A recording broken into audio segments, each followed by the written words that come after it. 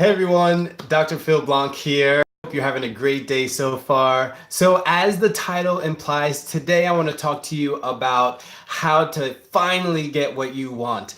And I mean that. So, 5 tips, very practical tips on how the next time you have an ask, you will get what you are asking for. But before we get into the content, so for introductions, my name is Dr. Phil Blanc. I am a board certified physician. And you know what? Despite all of my medical training, all of my education, when we had a daughter a couple years ago, guess who felt pretty clueless? Yeah, and in the realm of parenting, still do from time to time, right? So I wanted to create a platform where a lot of us clueless folks, parents, anyone who's clueless, could empower each other, share life hacks and tips to hopefully get less and less clueless as we progress on. So thank you so much for joining. If this is your first time, please consider subscribing to continue to get videos and all that good stuff. And certainly if there's anything that we talk about here that resonates with you, please go by any means do that like button if you really like the content, or even if you just have anything that you'd like to share in the way of comments, in the way of your life experiences that resonates with you as we talk. Please feel free to drop your comments below. So let's get into it. So this post is inspired by what happened on my job this past week. So on my job, I actually do handle and work with data. And so I was asking, a person working on a project, hey, can you send me a particular type of file for a particular purpose? And long story short, it was something that just we hadn't done as a company in that particular way, for at least to my understanding, ever, right? So it was like, I'm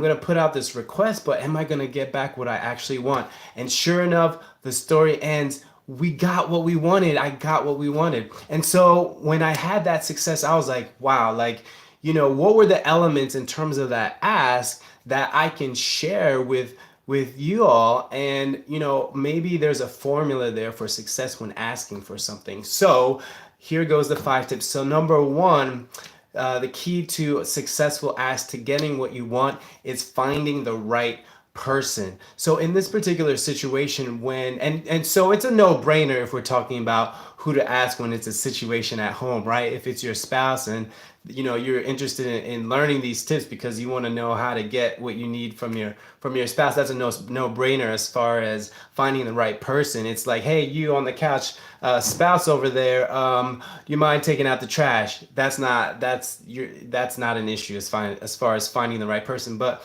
at work, maybe it can get a little trickier because sometimes you have a problem, you don't know who to go to. In my case, I took my best guess, and fortunately, even though it wasn't like the exact person who was able to handle the request, she at least was a conduit. She was at least gracious enough to then forward it to the right person.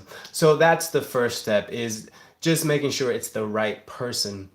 The second thing is that it should also be the right timing, because timing can make such a big difference. In this particular scenario, looking back, it was crazy because we learned the next day after I had made the request, this woman who ended up giving us the answer to what we wanted for our project, she was going on PTO. She was on leave like the next day. So what if I had delayed asking her by a day? We would have missed it possibly, and we wouldn't have been able to benefit from what she was able to offer. So find that right timing. As far as relationships go, certainly, and anyone married out there, you can hit that like button. um Anyone married out there, like, that there are some times it's just not a good time to bring up the most important news of the day, right? Like, honey, I think we're pregnant, and he is on the couch watching the game. That is probably not going to be a good time. He probably isn't going to completely get the full essence of what you're trying to convey at that time. So timing is so key. And if you're interested more in terms of relationship communication, I would highly recommend Mark Gungor. You can Google him, and he has this series called Laugh Your Way to a Better Marriage, and he talks about that. Like, don't catch people like at the worst possible moment, because as important as what you want to say is, timing is so important because they might not get it. So timing is certainly important.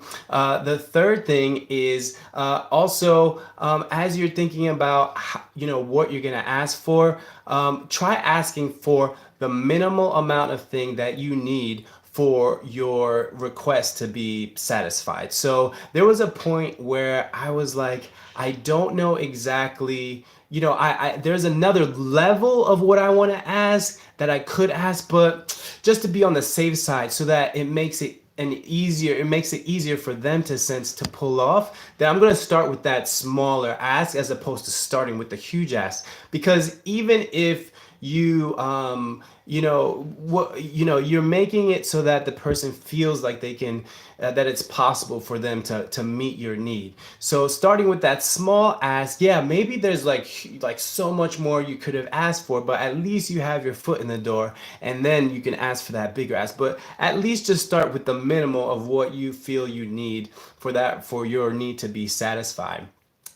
The fourth thing is language, right? When I asked for that data that I was talking about, when I made that request, I had an idea of what kind of software the person used to process that data. And when I was typing out my email, I was like, hey, it would be good to mention this software, because I have a feeling that maybe they don't expect me to know that. And once I speak their language, it's going to be like, whoa, it's going to be harder to get away with just blowing me off when they know I'm now speaking their language. And very similarly, in terms of relationship, you probably have heard about love languages. Like, maybe some people need to have that affection, and that's how they receive communication the best. And then some people, it's doing acts of service. So people receive communication differently in relationships, and those are the different love languages that you've probably heard about. So speaking that other person's language, so that's being very tailoring the language specific to the person that you're asking for, that's specific. And then in general, it's a good idea when your request, you can be as clear and specific as you can about your request. I think that also goes a long way. And then finally, the final tip, well, actually, wait, there's more. There will be bonuses. The final of the 5 tips that I have is, guess what? This is going to be mind-blowing. Is ask. You actually have to ask. And I say that, and I know it's like, duh, like that's what this whole thing is about. But guess what? I think that, like I mentioned, this was something that I was requesting at work because I thought that it would help our group along be more efficient, more effective. And I think we hesitated. It was something that, I don't know if our team had ever done, ever. And when I think about, well, why was this the first time anyone was asking for this specific request that I made? It's maybe we just underestimated that it could be accomplished. Like, maybe we thought, that, whoever we'd ask it of would blow us off, that it was just not possible or something, but it's to go ahead and, take that leap of faith and ask, and kind of, don't care. The worst that can happen is that person can say no, right? More or less. So go ahead, take the leap, and just go ahead and ask. So bonus, if you guys love bonuses, you can hit that like button, right? All right, so bonus. So when I look back, I'm like, does that really completely, excuse me, does that completely cover all the elements of a good ask? One thing I did forget though, I didn't necessarily incorporate, but I would highly recommend in terms of making your asks more successful, is actually finding what, okay, let me put it this way. Okay, so what you want to do is you want to have a way that lets them know that you are helping them out and fulfilling the task. So you're thinking about how you can help make their lives easier by, like, what's the incentive for them by you asking this. So in my case, I didn't specifically do it in a way where it's like, oh, if you do this, this will make your life easier. But if you can find a way of doing that in your ask, that would be a great help.